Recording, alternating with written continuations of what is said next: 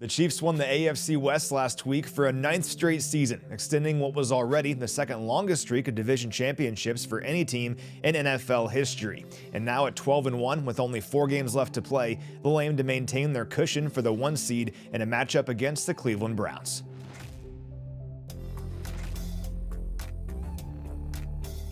Now, the Browns are a complicated study because it's really a story of 2 different teams with them. I know they're just 3-10 on the year, but they look and operate completely differently under Jameis Winston compared to their first 7 games of the season under Deshaun Watson.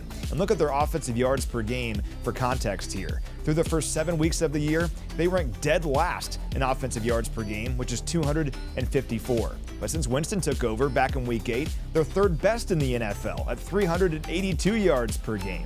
They've piled up at least 400 yards of offense 3 times in Winston's 6 starts, and their 552 yards of offense against the Broncos a couple weeks ago was the 3rd highest mark for any team in a single game this season.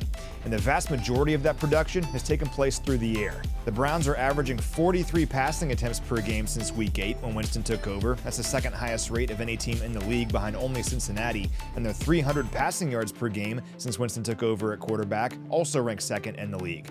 And Winston's favorite target in his time as the Browns starter has undoubtedly been wide receiver Jerry Jeudy, who had just 21 catches for 266 yards through his first 7 games of the season, but in his 6 games with Winston, he ranks 2nd in the NFL with 678 receiving yards. Additionally, his 243 yards on throws of 20 or more air yards also ranks 2nd in the league during that span, so he's just turned into a big play machine, and the Chiefs will have to be ready for him on Sunday.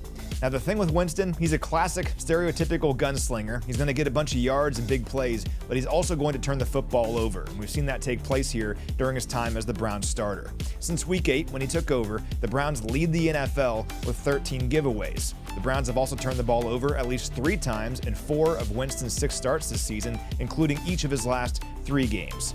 Now, the Chiefs have just 10 takeaways all season long. That's tied for the 3rd fewest of any team in the NFL. But looking at this matchup, this could be a great opportunity to hopefully bump up those numbers. Now, on the other side of the ball, the Browns own the number 26 scoring defense in the league this year, so it doesn't sound great, but a few things do stand out. They have the number 2 pressure rate in the league this season at 27.7%. Myles Garrett is obviously a big part of that. He has 11 sacks and 58 pressures this year, so got to make sure we know where he is at all times. They also force a bunch of negative plays. They have 111 negative plays forced this year, most in the league. So they create pressure and a bunch of negative plays, but they also have allowed 64 plays of 20 or more yards this season, 2nd most of any team in the NFL. That includes 48 big passing plays, 3rd most in the league with an average distance of 32 yards, and 16 big runs, 2nd most in the NFL with an average distance of 33 yards. So they're very boom or bust, but the point is the Chiefs can't take these guys lightly on Sunday. Now, hopefully, the Chiefs can break off a few big plays against these guys. And how about Patrick Mahomes last week?